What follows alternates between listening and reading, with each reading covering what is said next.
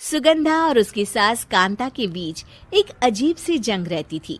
ये जंग थी किचन में कौन ज्यादा अच्छा काम करेगा और घर के सदस्यों के दिल जीतेगा। और उनकी इस जंग में हमेशा कुर्बान होते थे उनके दोनों पति। कैसे? आइए देखते हैं इस किचन पॉलिटिक्स की कहानी में। एक दिन किचन में, माँ जी, आज मैं बना रही हूँ मेथी की सब्जी। इस खाने से घर वालों के पेट की सारी समस्या खत्म हो जाएगी। और मैं बना रही हूँ तड़के वाली छाछ, जिसे पीते ही गैस की समस्या कभी नहीं होगी। दोनों अपने अपने खाने को लेकर टेबल पर पहुंच जाती हैं। तभी सुगंधा के ससुर उसकी बनाई सब्जी की तारीफ कर देते हैं।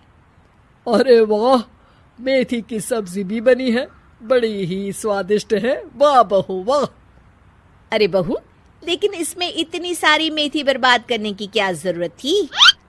देखिए माँ जी, ये तो वो मेथी है जो आप रात में भिगोकर सुबह उसका पानी पीती हैं, और जो मेथी फेंक देती हैं उसी से मैंने ये सब्जी बनाई है। अरे वाह बहू, तुमने तो बड़ा ही समझदारी का काम किया।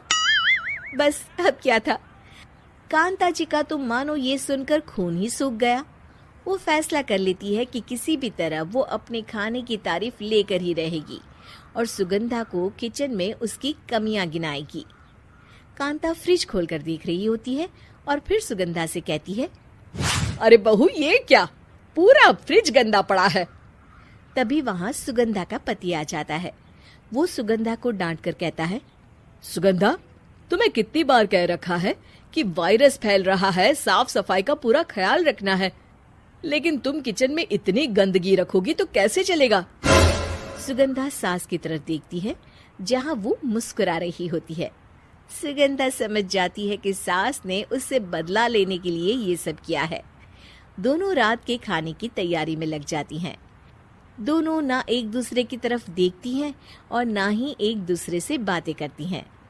रात को खाने की टेबल पर एक एक कर दोनों कई तरह के अलग अलग व्यंजन टेबल पर लगा देती हैं और अपने अपने पति के पास जाकर खड़ी हो जाती हैं। अरे खाइए जी खाइए, मैंने बड़ी मेहनत से बनाया है। प्लेट में वो खाना डालती हैं। सुगंधा भी दोनों की प्लेट में खाना डालते हुए कहती है, बड़ी ही मेहनत लगी है इस खाने को बनाने में। हाँ, दोनों को ना चाहते हुए भी सारा खाना खाना पड़ता है। कहीं दही तो कहीं मलाई तो कहीं मसाला। और इन सब के बाद दोनों बड़ी ही मुश्किल से अपने कमरे में सोने जाते हैं।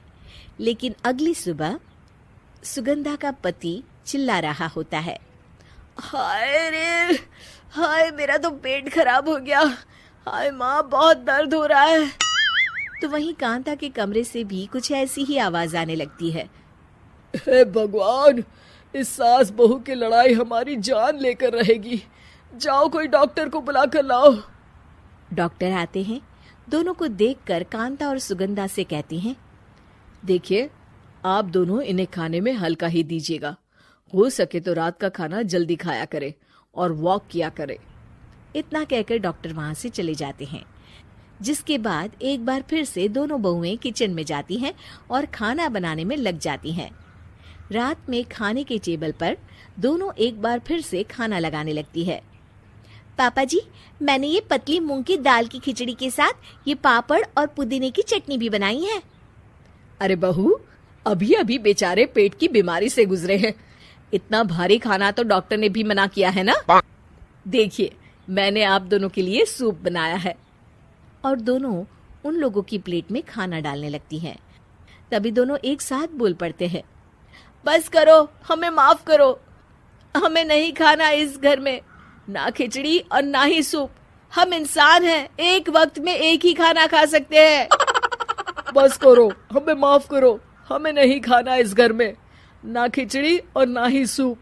हम इंसान हैं, एक वक्त में एक ही खाना खा सकते हैं। इतना कहकर वो दोनों वहां से चले जाते हैं। कहानी का अंत। आप लोग उम्मीद कर रहे होंगे कि अंत में सब ठीक हो जाएगा। नहीं जनाब, अगर सास बहू के बीच सब ठीक हो जाए तो आप ये सीरीज देखे ही क्यों? तो मजा लीजिए इस चैनल में सास बहू से जुड़ी कहानियों का, क्योंकि ये ऐसा रिश्ता है जिसकी मिठास उसकी खटास में हमेशा ज्यादा ही रहती है।